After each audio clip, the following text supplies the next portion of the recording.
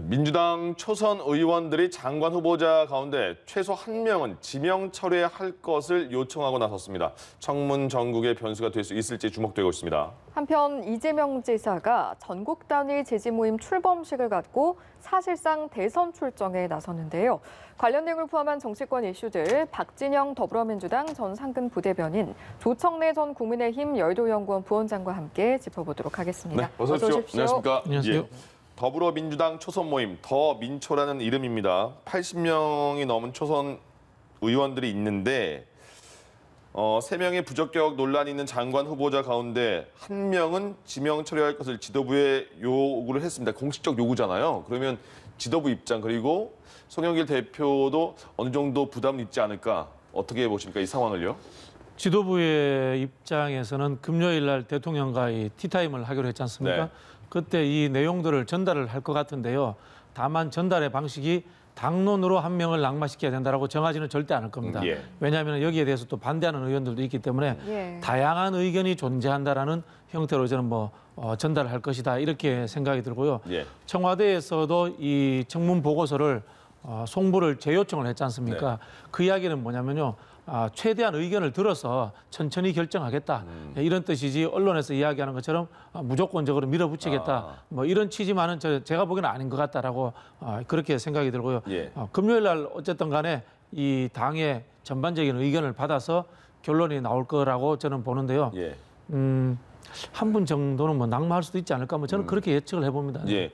근데 그 초선 의원들이 더민초가 3명 중에 최소 1명은 지명 처리하라 이렇게 요구를 했는데 그 1명은 특정하지 않았어요. 이게 이제 정치적, 정무적 판단을 하라 이런 이야기인 거죠. 예. 저는 이렇게 보는데요. 사전에 충분히 의총을 했고요. 비공개 의총을 했고 네. 그다음에 비공개로 고위당정청 협의를 했습니다. 그 이야기는 뭐냐면은 전반적인 의견은 다 이미 전달이 되어 있단 말이에요. 예. 그런 상황에서도 오픈해서 초선들이 공개 발언을 했고 네. 또 재선들도 또 발언을 했습니다. 예. 이것은 하나의 제가 봤을 때는 당의 의견을 수렴하는 프로세스 관리로서 지금 작동하고 있지 않는가 이렇게 생각이 들고요. 물밑에서는 충분히 조정이 되고 있다. 저는 그렇게 생각이 듭니다. 예. 민주당도 반 정도가 이제 초선 의원이고 국민의힘도 마찬가지잖아요. 초선 의원들이 50명이 넘는 상황에서 요새 초선 의원들의 그 의견 반영이 되게 공개적으로 잘 드러나고 있는 상황인 것 같아요. 양당이 다 마찬가지로 지금 그런 네. 상황인데요. 근데 사실 이제 지금 말씀하셨지만 문재인 정부 들어서 인사청문회 경과 보고서를 송부를 재요청한 경우에 네. 지명 철회를 했던 사례는 단 한 번도 없었습니다. 예. 근데 이제 이게 지금 상황이 엄중하게 돌아가니까 지금 우리 박 부대변인께서 말씀하신 것처럼 이제 1명 정도는 낙마할 수 있는 거 아니냐로 간 건데 네. 이건 사실 당청 간의 갈등에서 청와대가 한 발 밀리고 있는 거거든요. 예. 제가 볼 때는. 원래 이제 대통령의 권력 누수, 레임덕이 시작됐다. 저는 이렇게 보는 겁니다. 그러니까 대통령 선거가 지금 10개월밖에 안 남았기 때문에 그 청와대하고 당이 셈법이 달라요. 청와대는 권력 누수를 최소화해서 국정 운영을 마무리를 잘해야 되는 쪽이고 예. 당은 대선 미래 권력을 만들기 위해서 총력을 기울여야 하는 상황이거든요. 그래서 두 군데가 셈법이 다르기 때문에 이게 4년 차로 가면 충돌하는 게 역대 정부 다 있었습니다. 네. 제가 볼 때는 주도권 다툼이 시작된 거라고 보는 거고요. 이번 사안과 관련해서는 어쨌든 제가 볼 때 대통령께서 4주년 특별 기자회견을 하셨음에도 불구하고 당의 반발을 누르지 못하는 상황으로 갔다. 예. 이렇게 봅니다. 예. 앞서 말씀하셨지만 초선 의원들의 낙마 요구에 대해서 공개 비판의 목소리도 있고 그 내용을 보면 누군지 특정하지 않는 낙마 요청은 정당하지 않다. 괜히 분란만 조장하는 요구다. 각각 진성준 의원 그리고 정청래 의원의 발언이거든요. 이런 발언들은 좀 어떻게 들으셨습니까? 이런 반응이 저는 충분히 나올 수 있다고 봅니다. 네. 낙마를 하려면은 점수를 매겨야 될 거 아닙니까? 누가 제일 점수가 나쁘니까 그렇죠. 꼭 낙마시켜야 돼. 이렇게 해야 되는데 정치적으로 판단해서 이렇게 1명 낙마시켜라. 이렇게 이야기했다는 건 뭐냐면은 낙마할 수도 있다는 정보를 이제 제가 보기에는 대충 느낌을 들은 것 같아요. 의원들도. 그런데 이제 이 판단을 본인들이 봤을 때 경중을 가리기보다는 인사권자인 대통령께서 결정을 해주시면 좋겠다. 이런 식으로 이제 청와대에 이제 공을 넘긴 상황이다. 이렇게 보여지는데요. 예. 말씀하신 것처럼 인사 갈등이 일어났을 때가 가장 레임덕으로 갈 수 있는 요소가 아주 심각한 그런 상황이 될 수 있기 때문에요.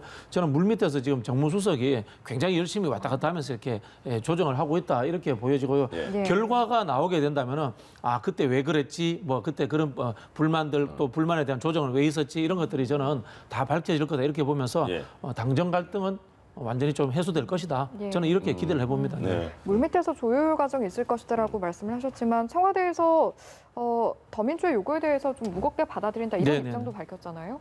이런 건 어떻게 들으셨습니까? 그렇죠. 금방 말씀하신 것처럼 친문의원이라는 분들은 오히려 반대했음에도 불구하고 더민초의 의견은 청와대에서 무겁게 받아들였다. 무겁게 받아들였다는 건 뭡니까? 무거우면 좀 받아 안겠다는 뜻이잖아요. 뭐 그런 의견들이 포함되어 있으니까 찬반.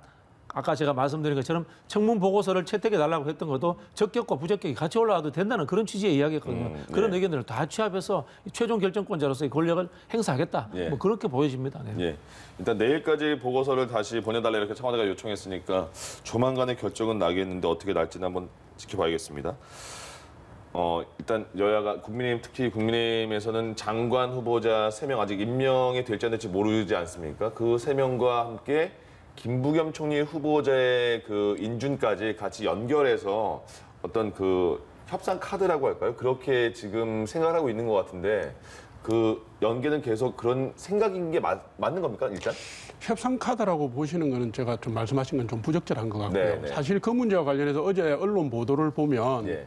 윤호중 민주당 원내대표가 국민의힘 원내대표에게 예. 3명 중에 일부 지명 철회를 할 수 있으니 예. 김부겸 총리 후보자 인준에 동참해 주겠느냐라고 제안을 했다는 기사가 떴어요. 네.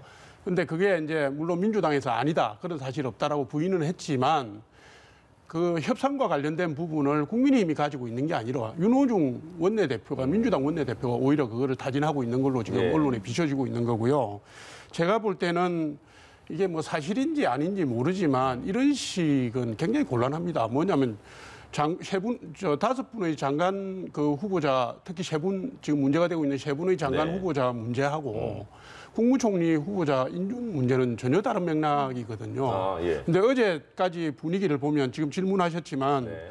제가 볼 때 민주당이 또다시 단독 처리의 수순을 밟고 있다 이렇게 저는 보는 거고요. 어제 긴급 어총에 대비해서 의원들에게 대기령을 내렸지 않습니까? 민주당이. 대기령을 내려놓고 한편으로는 박병석 국회의장에게 본회의 개최를 요청했단 말이에요. 네네네. 그런데 박병석 국회의장이 여야 간에 합의해 오라라고 얘기했습니다. 그래서 어제 안 된 건데 이게 굉장히 익숙한 장면이에요. 여태까지 단독 처리를 할 때 다 이런 수순을 밟아왔습니다. 예. 의장에게 요청하고 의장이 여야 합의해 오라 그러고 여당은 진심을 갖고 야당에게 요청했는데 야당이 응하지 않아서 네. 어쩔 수 없이 단독 개최 그 본회의 개최로 간다는 식으로 해왔거든요. 예. 예. 이 익숙한 장면이 다시 되풀이되고 있기 때문에 제가 볼 때는 결국 단독 국회로 갈 거다 이렇게 봅니다. 어떻게 받아들이세요? 저는 뭐 부원장님하고 내기할 수 있습니다. 아, 예. 어떻게요? 약간 그 부적절하다는 표현이 제가 보기엔 순서가 뒤바뀐 것 같아요. 제가 듣기로는 야당 쪽에서 장관 3명과 총리 인준에 대해서 같이 연계해서 전략적으로 들고 나왔다. 저는 이렇게 이해를 하고 있고 대부분의 국민들도 그렇게 이해를 하고 있거든요. 왜 그러냐면은 김부겸 총리가 부적격으로 나와야 될 이유가 존재하지 않습니다. 누가 보더라도. 예. 제가 그 정확하게 말씀드릴게요. 네. 그 사위 문제 같은 거 사위가 김부겸 후보자보다도 훨씬 재산이 많고 훨씬 전문가인 경제인입니다. 그런 분이 장인한테 그러면 여쭤야 될 이유도 전혀 존재하지 않는 거고요. 그건 사실 의원들이 다 압니다. 예. 검색해 보면 다 나옵니다. 솔직한 말로. 그런 상황인데 엉터리 이렇게 이 트집을 잡은 거기 때문에 그렇게 생각한다면 지금 총리를 먼저 통과시켜주고 문제가 되는 장관들에 대해서 다시 재검토하자 이렇게 가야 되는 상황인데 예. 지금 총리 인준까지 안 될 수 있다 이렇게 이야기하는 것 자체는 야당이 전략적으로 같이 연동시켜서 가지고 있다 이런 뜻이거든요. 제가 봤을 때는 그런 측면에서 저는 뭐 야당의 전략이 바로 이렇게 들통이 났다 이렇게 보이고요. 저는 윤호중 원내대표 했던 이야기가 이런 것 같아요. 만약에 자 우리가 야당의 의견을 받아서 일부 장관을 낙마가 됐다. 그렇다면 총리 인준에 대해서 바로 본회의 소집한다. 그때 들어올 거냐 안 들어올 거냐. 제가 봤을 때는 야당이 안 들어올 수 없을 겁니다. 저는 그런 상황을 만들어가는 과정이다. 예. 이렇게 봐야 되는 거고요. 더 이상 야당도 총리 인준 가지고 이렇게 발목을 잡기는 힘들 것이다. 저는 그렇게 보여집니다. 예. 네. 그리고 어제 여권의 유력 대선 주자죠. 이재명 지사를 지지하는 전국 단위의 조직 민주평화광장이 출범식을 가졌습니다. 사실상 대선 출정을 알린 건데 일단 이 민주평화광장 두 공동대표를 비롯해서 주요 구성원들의 면면도 좀 궁금하거든요. 어떻습니까? 이 민주당의 민주, 네. 그다음에 경기도가 우선 추구하는 가치가 평화랍니다. 이 남북 접경 지역을 갖고 있기 때문에 예. 그다음에 광장은 이해찬 대표의 연구단 모임이었습니다. 네. 이 세 개가 합쳐졌다. 이 이야기는 결론적으로 뭐냐면은 이재명 지사가 친노들을 대부분 다 흡수했다. 이렇게 말씀드리는 거고요. 기존까지 이재명 지사가 당내의 비주류다. 뭐 이런 입장이었습니다만은 당의 중요한 뿌리인 친노를 흡수함으로 인해서 본인도 흔히 아는 친문은 아니더라도 친노에서 인정하는 정통성 있는 후보다라는 것을 이제 보여주는 뭐 그런 모습이 아닌가 이렇게 생각이 듭니다. 예. 특히 보면은 뭐 이종석 전 통일부 장관 같은 경우는 노무현 정부의 대북 정책을 설계하셨고요. 또 여기 이정우 교수 나오시더라고요. 이정우 교수는 뭐 말할 필요도 없이 문재인 대통령과도 각별하시고 노무현 대통령의 또 경제 교사였기 때문에 예. 그런 이미지를 완전히 이제 좀 만들어가지 않았나 이렇게 보여집니다. 이재명 지사가 이런 말을 했습니다. 그 계속 민주당이 경선을 연기해야 되냐 말아야 되냐 그런 논란이 많잖아요. 근데 확실하게 본인이 이번에는 반대 입장을 말한 것 같아요. 원칙대로 하는 게 제일 조용하다 이렇게 말을 한 거잖아요.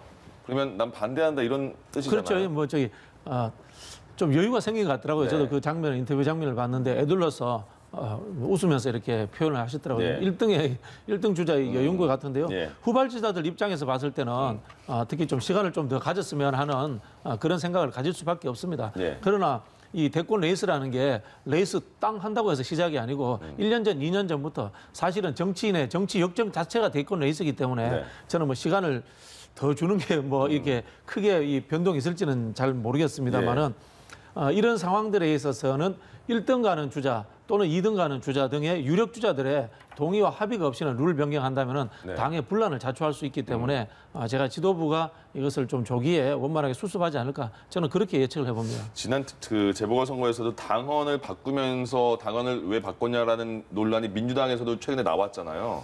이번 것도 당헌을 바꿔야 되는 아니, 그 상황과는 저는 좀 다르다는 예, 그러니까 생각이 어떻게 듭니다. 그럼 비교가 될까요? 그 당시에는 당원 투표를 했을 때 85%가 6%가 찬성을 했지 않습니까? 네네. 지금은 이거는 이제 당원 투표할 사항은 아니고 예. 당무위원회라고 이제 간부들 회의에서 결정 사항입니다 합니다만은 당원들의 그렇게 의견을라든가 지지층들의 의견을 묻는 여론조사라든가 이런 것들을 보면요 전반적으로 다 그대로 가자는 의견들이 좀 다수인 걸로 그렇게 알고 있습니다. 예, 네, 알겠습니다. 알겠습니다.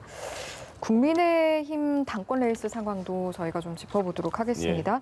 초선 소장파 대 중진 대 양상으로 흐르고 있는 것 같습니다. 이런 상황에서 초선 소장파 의원들의 움직임에 대해서 또 다양한 의견이 있는 것 같습니다. 쇄신 가능성을 보여주는 것이다. 단순한 체급 올리기에 나선 것이다.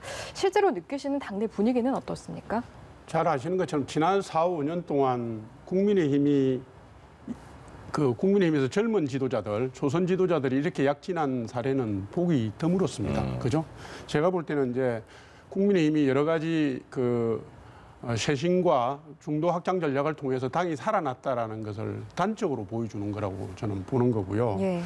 특히 이제 일부 여론조사에서 한두 분이 크게 약진했지 않습니까? 네. 크게 약진하면서 이제 이게 전당대 출마가 예를 들면 본인의 인지도를 높이고 정치적으로 도약하는 체급을 높이는 그런 계기로 일부 보여지고 있는 것도 사실인 것 같습니다. 그런데 이제 어쨌든 이 행보 자체가 환경이 크게 변했다는 거고요.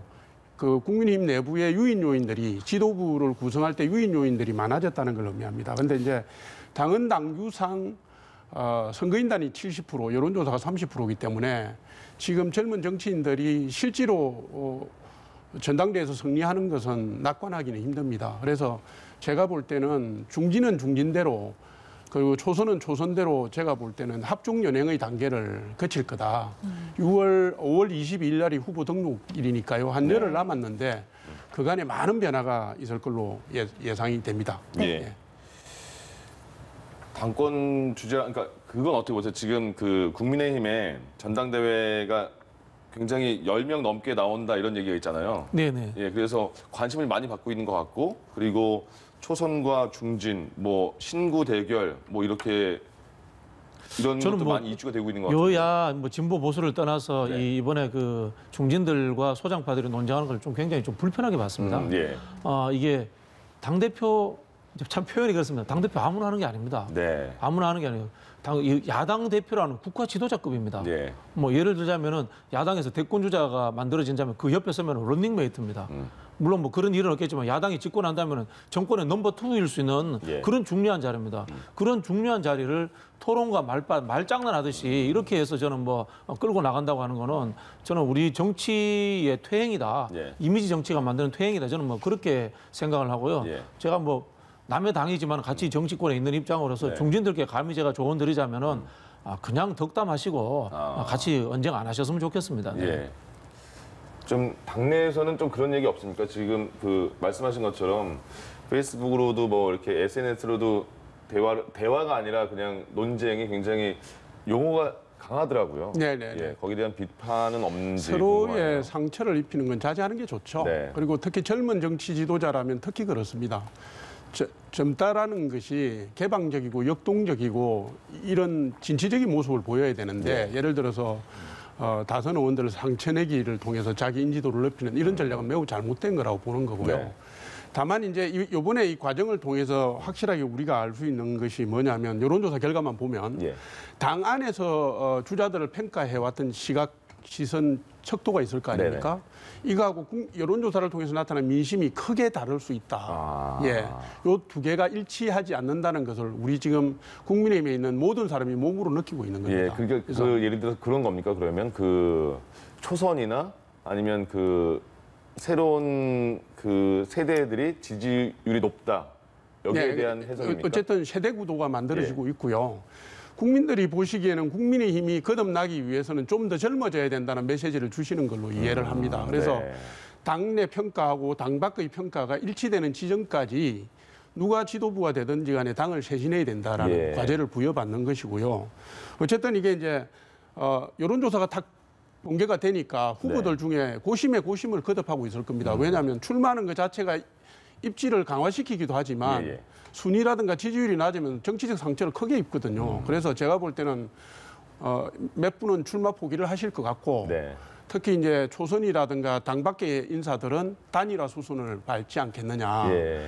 왜냐하면 단일화가 되더라도 당내 민심을 아우르기에는 아직도 그분들이 너무 젊고 네네. 아직은 좀 경험이 작다 이런 측면이 있기 저 요건 때문에 꼭 한마디를 네네. 좀 하고 싶은데 예, 예. 이게 왜냐하면 여야를 무릅쓰고 이제 세대 교체론이 네. 나오는데 나오는 방식의 문제에 제가 문제의식을 갖고 있어서 그런데요.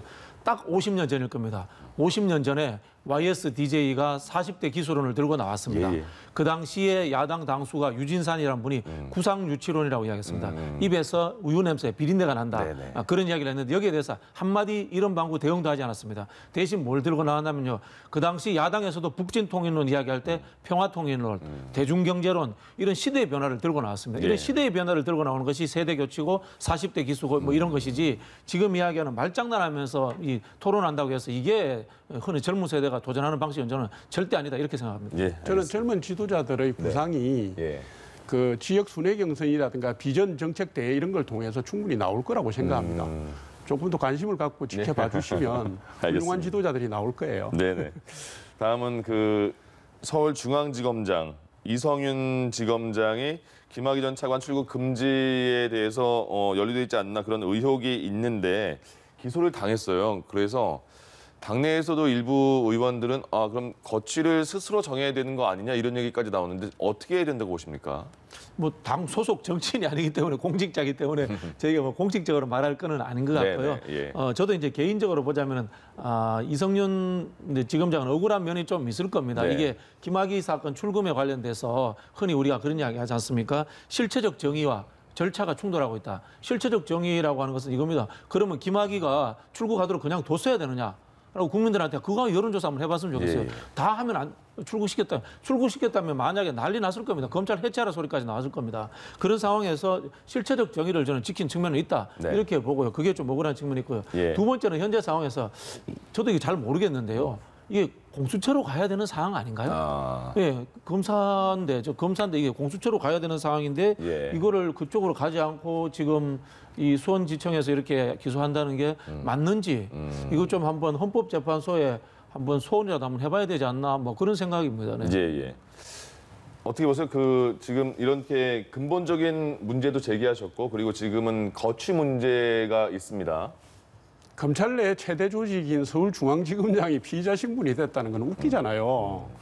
이거는 제가 볼 때는 그분이 법정에 선다는 것 자체가 이게 검찰 먹칠하는 겁니다. 검찰 얼굴에 먹칠을 하는 거고 예. 국민들이 볼 때도 검찰 조직이 굉장히 웃긴 거예요. 지금 뭐 실체적 진실 얘기하셨는데 그럼 법은 왜 둡니까? 우리가 다소 불편한 게 있더라도 법적인 규정을 두는 것은 최소한의 공통분모를 만들어서 사회 질서 유지하고자 하는 건데 실체적 정의를 얘기해서 법의 존재 자체를 문제 삼는다면 예. 이 사회가 어떻게 존립하겠습니까? 그다음에 아까 공수처 말씀하셨는데 네. 검찰의 기소권은 헌법적 권한이에요. 지금 공수처가 검찰로 다시 수사를 이첩시킨 상황에서 기소만 자기들이 하겠다는 게 이게 정상적인 건 아니잖아요. 공수처를 만든 단계부터 이 정부가 잘못한 겁니다. 민주당이 잘못한 거고. 제가 볼 때는 자존감이 있는 염치가 있는 분이라면 사퇴하는 게 맞고요. 아니면 징계 절차에 들어가든지 해야 되는 겁니다. 예. 적어도 직무 배제는 해야 되고요. 다만 이제 본인이 사퇴를 하더라도 징계 규정이 있기 때문에 법무부가 징계 혐의에 대한 판단을 한 다음에 사퇴를 처리 절차를 들어갈 수 있습니다. 그렇죠. 예. 이분이 당장 사퇴할 권한도 없어요. 어쨌든 제가 볼 때 국민이 납득할 수 있는 조치를 취해야 된다 이렇게 봅니다. 제가 한 말씀 예. 드려야 될 것 같은데요. 그렇기 때문에 제가 이제 헌법재판소 이야기를 한 겁니다. 네. 헌법재판소 이야기를 한 거고요. 공수처에서 기소할지 어디서 기소할지 그 부분이 있는 거고 예. 실체적 정의가 존재한다는 이야기는 이런 겁니다. 실체적 정의가 존재하기 때문에 재판을 해서 무죄가 나와버리면은 개인 입장에서 엄청 억울할 수도 있습니다. 그런 측면이 있기 때문에 뭐 물론 아까 말씀하신 것처럼 제가 알기로도 이분이 이제 고위공직자이기 때문에 사표도 마음대로 쓸 수가 없습니다. 네. 유무죄가 판명나기 때문에 예. 그런 부분에서 이제 본인의 이 처신 문제를 함부로 본인이 이야기할 수도 없는 거고 제가 봤을 때는 장관이 이렇게 그만두라고 할 수 없으니까 뭐 다른 조치가 있지 않겠나 뭐 그렇게 생각을 해봅니다. 예, 알겠습니다. 알겠습니다. 다음 내용으로 넘어가 보도록 하겠습니다. 국민의힘이 백신 확보를 위해서 보낸 자체 백신 사절단, 미국에 도착해서 활동을 시작한 것으로 알려졌는데 지금 송영길 대표도 여기에 대해서 우려를 좀 표한 것 같고요. 어떤 의견을 가지고 계십니까? 박진 의원하고 최영두 의원이 이제 제가 알기로도 외교 라인을 좀 가지고 계시는 네네. 그런 활동을 하시는 분들이고 예. 또 평소에 뭐 이벤트 정치하는 분들도 아니고 좀 진중한 분들이기 때문에 뭐 크게 이렇게 뭐 사고 칠 거다 그런 생각은 가지지 않고 있습니다. 두 분에 네. 대한 저는 뭐 개인적으로 친분관계는 없습니다만 예, 예. 나중에 한번 전해 주십시오. 예. 그런데 이런 것들에 대해서는 좀 국회 차원에서 같이 하자고 한다거나 좀 논의가 충분히 된 다음에 정부와 또 협의하고 이렇게 가면 좋지 않았을까 뭐 그런 좀 아쉬움이 좀 남죠. 뭐 반면 황교안 전 대표 네. 같은 경우는 좀 넌센스 같습니다. 미국의 이 백신 문제라든가 외교 관계가 야당 전 대표가 와서 이렇게 이야기한다고 해서 이 움직일 수 있는 그런 상황들인지라는 점과 그다음에 또 5월 말에 지금 한미 정상회담이 이제 네. 예정돼 있지 않습니까? 예. 그 상황에 가서 이게 뭐 본인이 직접 그 말씀하셨는지 모르겠는데 국민의힘 소속 단체장이 있는 지자체에게마도 주자 이게 참 무슨 말인지 이해가 안 됩니다. 이 국민들을 지자체에 소속된 사람으로 보는 건지 국민들도 뭐 정당에 편가름을 하는 건지 좀 국민의힘에서 좀 징계를 해주시면 어떨까 뭐 그런 생각입니다. 네. 조금 전에 말씀하신 부분, 황교안 전 대표가 백신 지원 요청을 이제 따로 해서 검토해보겠다는 답변을 받았는데 국민의힘 단체장이 있는 서울과 부산, 제주만을 짚었다. 여기에 대해서 좀 편가르기라는 지적이 나오고 있거든요. 지금 이제 그 국민의힘에서 백신과 관련해서 행보를 하는 거에 대해서 민주당이 보이는 반응이 저는 정말 이해가 안 갑니다. 예. 왜 이해가 안 가냐면 조금 전에 뭐 박진원 의원하고 최영두 의원도 얘기하셨지만 예. 지금 이게 정부의 넉장 대응 때문에 백신 접종률이 세계 최하이고요. 백신에 대한 국민의 신뢰도도 여론조사를 보면 34%가 나와요. 그것도 세계 최하입니다. 지금 이게 코로나 때문에 국민이 어려울 뿐만 아니라 국가 경제, 그다음에 우리 국가 경쟁력까지 다 문제가 되고 있는 상황인데 누가 가서 어떻게 열심히 하면 누가 하든지 어떻습니까? 결국 그 성과가 우리 국민들에게 돌아오는 거 아니겠습니까? 만약에 국민의 관계자가 미국에 가서 코로나 백신을 확보한다면 그 백신을 갖다가 배포하고 접종하고 관리하는 건 정부가 할 거 아닙니까? 네. 결국은 야당이 하더라도 정부가 관리하고 국민들에게 접종하고 사후 관리까지 정부가 하는 거거든요. 예. 그 제가 볼 때는 뭐 이렇게 자꾸 여야를 가르지 말고 야당에서 힘쓰고 있는 부분에 대해서는 힘을 실어줘야 된다고 생각하고요. 아까 말씀하셨는데 국민의힘에서 공동 대응하자는 제안을 한 걸로 제가 아는데 민주당이 답변이 없었습니다. 그 얘기를 제가 말씀드리고 싶고요. 예. 한교안 대표 문제도 그렇습니다. 한교안 대표가 제가 알기로 지금 오늘 아마 귀국하실 건데 5월 11일 날인가요?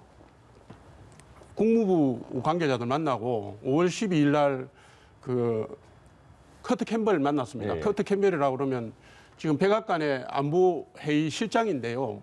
인도 태평양 정책의 권한을 쥐고 있는 핵심 실무자입니다. 이분이 아마 한교안 대표가 백신 요청을 하니까 이분이 긍정적으로 답변을 한 것 같아요. 미국 정부가 확보하고 있는 백신은 국토안보부가 관할하고 있습니다. 제약회사가 관할하는 게 아니거든요. 예. 국토안보부가 관할하기 때문에 백악관의 여중이 굉장히 중요합니다. 예. 그래서 그 부분에 대한 긍정적인 답변을 얻었기 때문에 이 부분을 우리나라 국민들과 연결시키고자 하는 과정에서 여당이 야당에게 같이 하지 않으니까 좀 더 긍정적으로 해달라라는 신호를 하는 과정에서 그 표현이 좀 들어간 것 같아요. 네네. 앞뒤 다 자르고 말씀하시면 안 되고 예. 지자체의 백신 확보는 제일 먼저 얘기한 게 경기도의 이재명 지사입니다. 그리고 오늘도 아마 무슨 그 관련 백신 확보에 관련된 뉴스가 나왔던데 예. 왜 하필이면 저 야당의 지도자만 문제를 삼는 겁니까? 제가 볼 때는 외교 역량이라든가 네트워크라든가 확보할 수 있는 건 다 해야 되고요. 네. 한교안 대표는 정상 외교를 해보신 분입니다. 그 알겠습니다. 대통령 권한 대응을 하면서 트럼프하고 3번 통화했고 그런 역량을 국가가 잘 활용해야지 민주당 내에서 고춧가루 뿌리지 말라는 식의 그런 막말 대응하는 게 어디 있습니까? 이거 잘못된 거죠. 바로 잡을 건 바로 잡아야 될 것 같은데요. 이재명 지사가 이야기했던 건 경기도에 달라라는 소리가 아니고요. 네. 국가 전체 방역에 관련해서 러시아 백신을 가지고 융통성을 높이자 이런 취지에서 이야기를 했고요. 말씀하실 때 수치 문제에서 이런 이야기도 해야 됩니다. 사망률, 코로나 사망률 전 세계 꼴찌입니다. 제일 낮습니다. OECD 경제 성장률 전 세계에서 가장 높습니다. 이런 성과에도 저는 같이 이야기를 하셔야 된다고 생각하고요. 이 분들이 미국에 가서 활동하는 게 뭐 의미 있다라고 보여주려면은 예. 하다못해 몇 박스라도 들고 오든지 개량화된 수치로서 보여줘야지만 저는 이것이 검증이 되지. 네. 그렇지 않으면은 정치권에서 흔히 하는 립서비스하러 가는 그런 거 이상으로 저는 보이지 않는다. 국민들한테 한번 물어보시면 제가 봤을 때 황교안 대표는 거의 코미디라고 생각하실 겁니다. 국민들은. 이재명 지사가 했던 얘기는 경기도가 직접 다른 나라 정부에 교섭해서 백신을 확보하겠다는 거였어요. 지금 말씀은 사실이 아닌 것 같고요. 그다음에 몇 박스라도 가지고 무슨 구멍가게에 과자 사오는 겁니까? 잘 아시면서 그만큼 제가 그렇게 말씀드린 것처럼 그건 아니죠. 개량화된 성과가 존재하지 않는 것을 가지고 정치적인 이벤트 하듯이 이렇게 하는 게 지금 이 시국에 특히 한미 정상회담에서도 코로나 백신 문제도 주요한 이슈가 될 건데 예. 과연 도움이 되겠느냐 하는 이야기입니다. 예. 네. 말씀하신 한미 정상회담이 이제 5월 21일에 열리고 미국 정보기관의 총책임자 에이브릴 헤인스 국가정보국 국장이 일본에서 한미일 정보기관장 회의를 주재한 다음에 어제 우리나라를 방문을 했습니다. 그러니까 이게 북한 문제에 대해서 어떤 논의가 있을지 그리고 이제 한미 정상회담에서도 북한 문제가 나올 텐데 일단 먼저 우리나라를 일본 갔다가 우리나라를 온 이유는 뭐가 있을까요? 저희는 이제 북한 문제 이렇게 이야기하는데요. 이게 네. 실제는 북한 문제 아닙니다. 중국 문제입니다. 중국 문제죠. 예. 이분이 이제 이 국가정보국장이라는 게 우리 흔히 아는 뭐 CIA, FBI 이런 기관들을 통할하는 조직입니다. 네. 그만큼 그 방대한 이 정보 업무를 총괄해서 미국 대통령께 보고서를 올리는 조직이기 때문에 네. 이 북한 문제로 왔다고 보기는 어렵고요. 한미 정상회담도 우리는 늘 북한 문제를 이야기합니다만은 미국에서는 당연히 중국 문제를 이야기할 겁니다. 그리고 지금 최근에 이제 이 미국에서 이제 북한에 대해서 관심을 표하는 이유도 네. 중국 봉쇄가 가장 중요한 문제다라고 이렇게 인식을 하는 거고 네. 북한은 거기에 대해서 종속 변수로서 북한이 어떤 입장을 취하느냐에 따라서 미국의 입장도 바뀔 수 있다는 것을 보여주는 상황이다. 저는 이렇게 이해를 하고 예. 우리 정부에서도 좀 적극적으로 중국 문제에 대해서 어떤 뭐 입장을 가지는 게 저는 필요하지 않나 개인적으로 그렇게 생각을 합니다. 그래서 그런 쿼드 문제도 엮여져 있겠네요. 뭐 쿼드 그렇겠죠. 청년 문제. 네네네. 예. 어떻게 보세요? 지금 북한 문제가 아니고 중국 문제라고 말씀하셨는데 중국 문제가 곧 한미 동맹의 문제입니다. 네. 표현을 그렇게 하시니까 이게 핵심을 비켜가는 거잖아요. 지금 이분이 어제 오후에 아마 한국으로 오셨는데 네. 일본에서 정보수장회 한미일 정보수장회의를 했다는 것은 한미일 삼각동맹체제를 복원하려는 의지를 가지고 있었다는 얘기고요. 예. 오자마자 오늘 저 판문점에 공동경유구역을 가시는 문제는 네네. 바이든 정부가 지금 출범하고 난 뒤에 최근의 뉴스를 보면 바이든 행정부가 북한에 대한 대북 정책의 기조를 정했다라는 예, 뉴스가 계속 나왔어요. 검토가 끝났다. 그거를 지금 우리나라 정부 당국자들에게 설명을 하러 온 겁니다. 제가 볼 때는 21일 날 한미 정상회담을 앞두고 네. 그래서 대통령을 방문하는 거 그다음에 서훈 국가안보실장을 만나는 게 뭐 예정이 돼 있는 모양인데 예. 그 과정을 통해서 북한에 대한 미국의 입장을 설명한다는 것은 설명을 해야 될 정도로 한미 동맹이 지금 행해가 됐다라는 얘기를 제가 말씀을 드리고 싶은 거고요. 이걸 통해서 무너진 그 동맹 체제를 복원함과 동시에 그 새로운 안보와 관련된 뭐 백신 문제라든가 기후 문제라든가 뭐 인권 문제라든가 이런 걸 동시에 다룰 수 있다고 봅니다. 예. 대북 전단법 문제도 의견을 낼 수 있고 사전 조율 차원에서 왔다 저는 이렇게 이해하고 있습니다. 저희가 한미 동맹 이야기 나올 때 제가 이제 황교안 대표가 이제 미국 방문하시고 이런 문제도 마찬가지인데요. 한미 동맹이라는 게 잘 와야 되지도 않을 뿐더러 순서가 잘 앞당겨지지도 않습니다. 우리 냉정하게 봐야 되는데요. 미국의 외교라는 게 첫 번째는 우선 국가라고 했습니다. 이게 뭐냐면 앵글로색슨 국가들 있잖아요. 캐나다, 호주, 영국, 뭐 뉴질랜드 이런 나라들이 우선 순위가 있어요. 그다음에 친선 외교 국가들이 있습니다. 그게 한 7, 8개국 됩니다. 친선 외교 국가 끄트머리에 일본이 있고 그다음에 이제 동맹국이 12개국, 13개국 나옵니다. 일본은 동맹국이면서도 친선 외교 국가입니다. 우리는 동맹국가하고 있어도 저 뒤에 순입니다. 이거는 뭐 우리가 갑자기 좋아진 것도 아니고 갑자기 나빠진 것도 아니고 미국의 기본 순입니다. 우선 미국 외교 전략의 우선 순입니다. 거기서 예. 백신 전략도 똑같이 나오고 이런 건데요. 흔히 하는 말로 우리 정치인들이 간다고 해서 이게 해결되는 수준의 문제가 아닙니다. 백신도 마찬가지고. 그래서 제가 앞에 그 말씀을 드렸던 거고 근데 외교 전략도 같이 그렇게 봐주시면 좋겠어요. 너무 안이한 대응이세요. 1948년도 에치슨 라인이 꺼졌을 때 우리나라 정부가 그렇게 잘못 대응을 한 겁니다. 지금 신에치슨 라인 얘기가 미국 조야에서 다 나오잖아요. 대만을 축으로 해서 중국 봉쇄망에 지금 한국이 빠져버리면 한미 동맹의 공백이 가져올 국가를 누가 감당을 할 수 있겠습니까? 경제적인 문제부터서 안보, 경제, 환경, 보건 문제까지 너무 안이한 대응을 하시면 안 됩니다. 아니 그게 이제 똑같이 역으로 중국 관계에서도 적용되는 거 아니겠습니까? 중국이 안보 위협을 한다면 위협에 대한 대응도 있고 경제 문제에 위협이 또 있고 똑같이 존재하는 거기 때문에 그것을 이 일방적인 외교로서 우리가 할 수 없는 상황이라는 거죠. 예. 그게 그 위험이 존재하는 겁니다. 양다리는 아무것도 선택하지 않는 겁니다. 아무것도 선택하지 않는 것은 우리가 무방비가 된다는 걸 의미하는 거거든요. 예. 알겠습니다. 네. 여기까지 하죠. 예. 네, 여기까지 듣고 마무리하도록 하겠습니다. 지금까지 박진영 더불어민주당 전 상근 부대변인 그리고 조청래 전 국민의힘 여의도연구원 부원장과 이 시간 함께했습니다. 두 분 고맙습니다. 네, 고맙습니다. 예.